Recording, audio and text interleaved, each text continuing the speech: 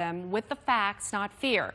Joining us today is Dr. Andrew Carroll, who's on the board of directors for the American Academy of Family Physicians. Dr. Carroll, thanks so much for joining us.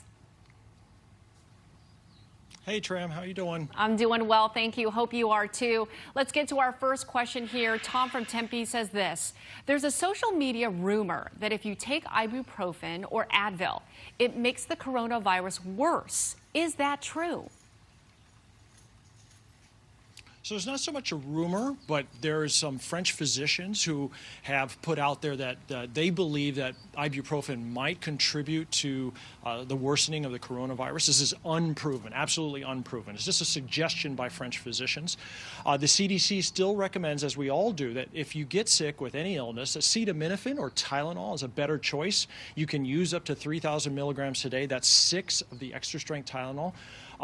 But if you cannot take Tylenol, you can take ibuprofen. The CDC still feels that it's safe to do so. All right, one viewer texted us this question: I am an older adult with asthma. I don't feel safe going to the grocery store. Am I overreacting?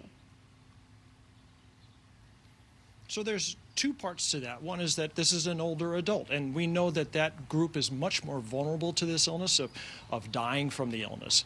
Then there's the asthma part, which is a respiratory problem. But we know that both those things will contribute. I think if you have to go to the grocery store, please do so. But take the same precautions that we always advise. Wash your hands a lot.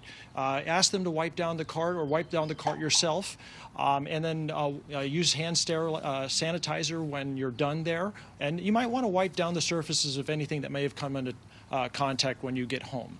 I think these are all just good precautions. I think just because you have asthma, you should be careful anyway, but it doesn't mean you need to stay inside.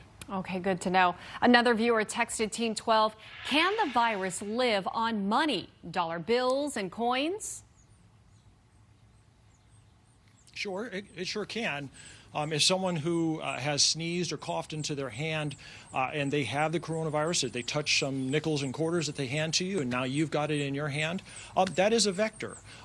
Again, wash your hands a lot. Sanitize. If you leave your bills and coins out for a day or two, the virus that lives on them is going to be gone, just like with any surface. But yeah, I mean, this is a good time to pull out the Android Pay or the Apple Pay and use that instead, because that might be a better way to make payment. Or Venmo. There's always Venmo. All right. And we've got another question from Susan in Surprise here. Susan asked this: can I contact COVID-19 from human body sweat? So human body sweat, we've looked at this. It does not transmit in body sweat. It transmits through saliva and other respiratory secretions, but not through sweat. So you could probably feel pretty safe about that part of it. However, if you come into contact with someone else's skin, you should wash your hands. And I've got one last quick question. We know valley fever is a big deal here living in Arizona. So would that be considered an underlying illness?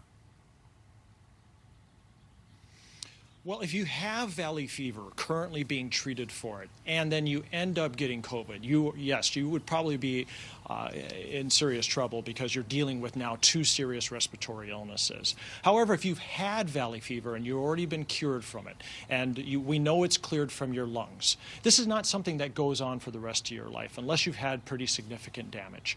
Your risk is the same as everyone else's. All right, Dr. Carroll, always great to see and talk with you. We thank you so much for your valuable time. Thanks, Trem. Stay safe. Thank you. You too. Stay up to date on all the latest news by downloading the 12 News app for the facts, not fear, on coronavirus. And email us your questions on Facebook or text Team 12 at 602-444-1212. Still ahead.